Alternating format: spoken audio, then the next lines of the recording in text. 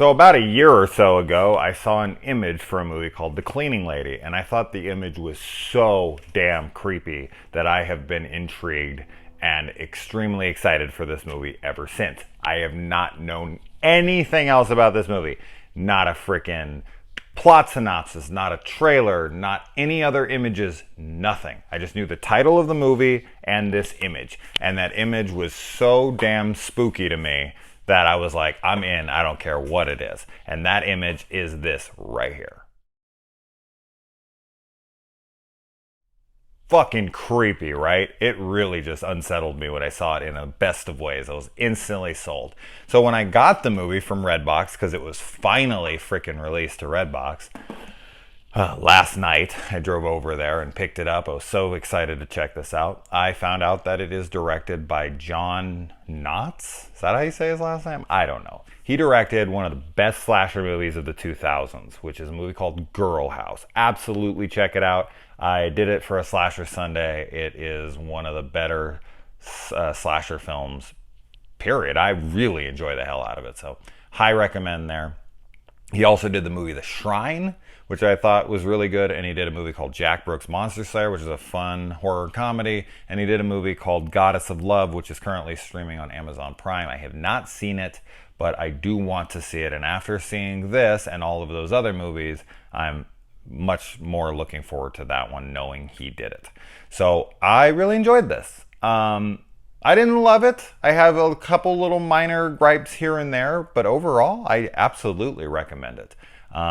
It's a pretty nasty little movie. It felt conveniently nasty at times, though, almost like been there, done that. Like we're going through the playbook of old tropes of what could be, and what's a really messed up backstory, and what's a this and that. Not that I've seen it all before, but the way they do it is good. So it wasn't like a roll my eyes kind of thing. It was just I don't know. It felt a little forced in certain ways, but what the story is we have our main character here, and she is going to a Codependence Anonymous meeting. And she is trying to get over a married man that she's been seeing, and she just can't seem to break away from him.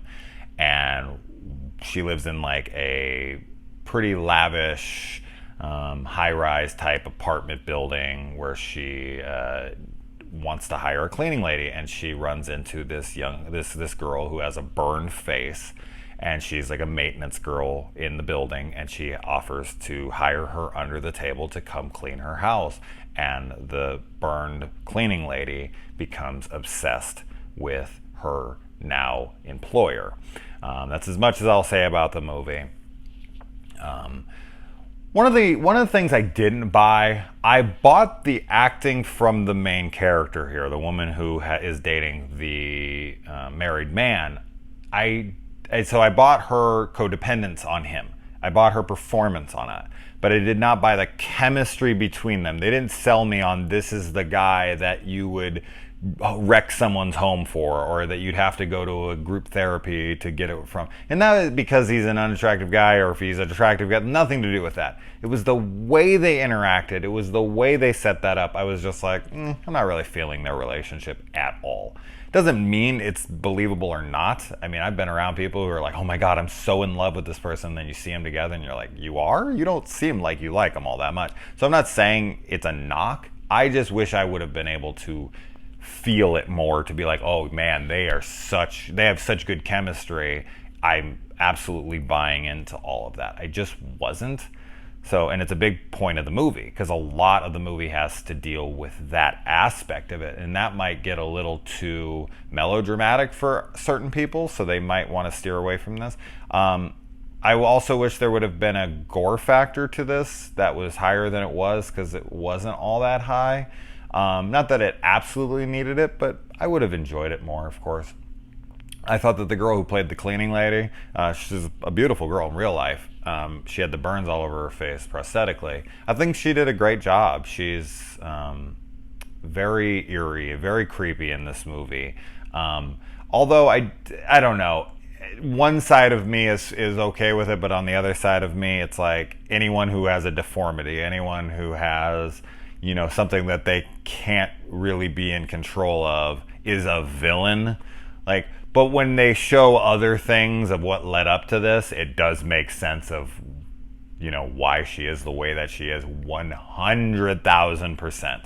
So I like that we got that, because I don't like the notion that somebody who has a disability of some sort is immediately a villain. Someone who looks wrong, judging a book by its cover, like, oh, he looks creepy, so he must be creepy. But for a film like this, it makes sense and whatnot. It's just, I don't know. I'm on a rocky bridge with that thing. It's like, yes, I want my villains to look creepy, but at the same time, I don't want it to be that we demonize anyone who looks creepy when they could be the fucking coolest person in the world. You never know.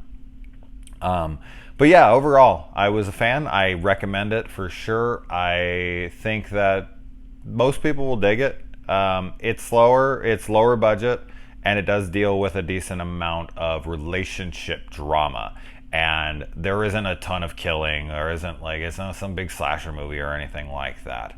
But if you're a fan of lower budget horror, and if you're subscribed to my channel, you probably are, I think this is definitely worth checking out. And if you're a fan of his other films, I think you'll probably be a fan of this one. It's at Redbox for $1.75. You ain't gonna be wasting too much money.